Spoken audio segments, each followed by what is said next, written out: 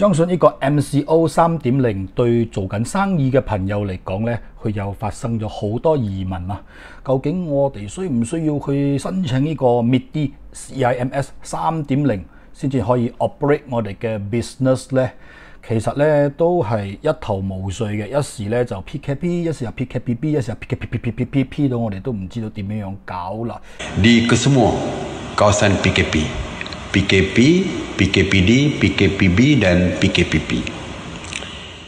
PKP, PKPD, PKPB, PKP, PKPD, PKPD, PKPP, PKP, PKPD, PKPB, PKP, PKPD, PKPB, PKPP。前面我哋公司去中3萬呢，我就建議大家去申請呢一個 CIMS 3.0 啦。上一段影片呢，我有得教大家點樣去 reprint 呢個 CIMS 3.0 嘅表格啊，即係 CIMS 3.0嘅 approval letter 已經 approve 咗嘅。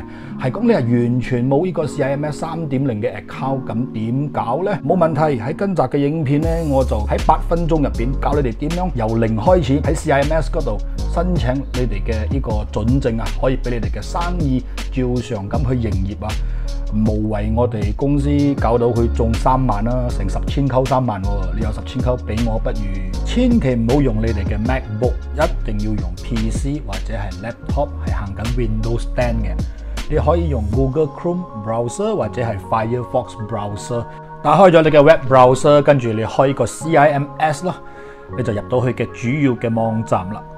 我哋開始 pendaftaran 註冊一個新嘅戶口先，喺第一個 column 咧就係我哋嘅 nama penuh 啦，事頭嘅全名 key in 咗佢嘅 full name 過口，接住落嚟咧就係我哋嘅 email address 啦，第3個 column 咧就係我哋嘅 IC number， 接住落嚟咧就係 SSM number 啦，呢度我就 key in 咗舊嘅 SSM number， 跟住咧接落嚟嘅咧就係 password，key in 咗你嘅 password， 再重複咁再 key in 多一擺。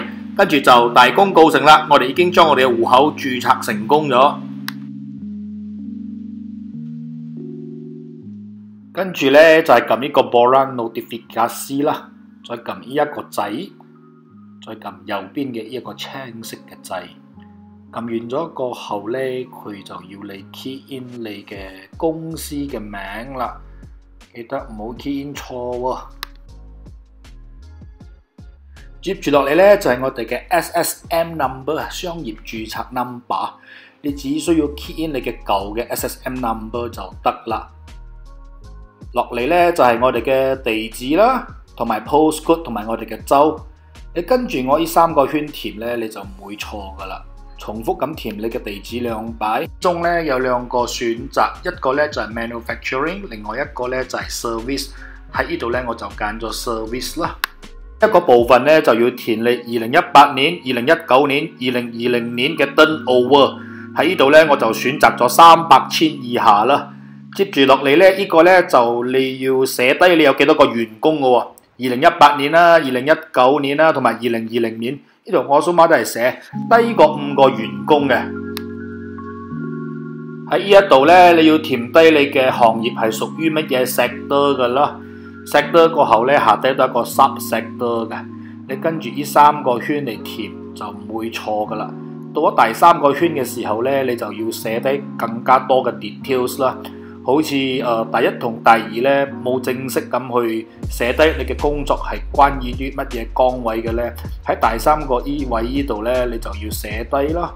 接住落嚟咧就係我哋事頭嘅 information 啦，你跟住呢5個圈嚟填咧，你就可以過到噶啦。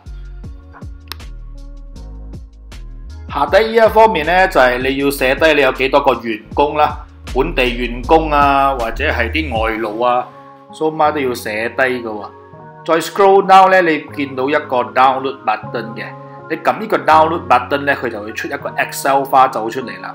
你喺個 Excel 花裏頭咧，你去 key in 晒你所有嘅員工啊，你 make sure 你喺 Excel file key 呢度嘅人數咧，要同頭先填嘅位係一樣嘅喎，係講唔 matching 嘅話咧，佢係唔俾你過嘅喎。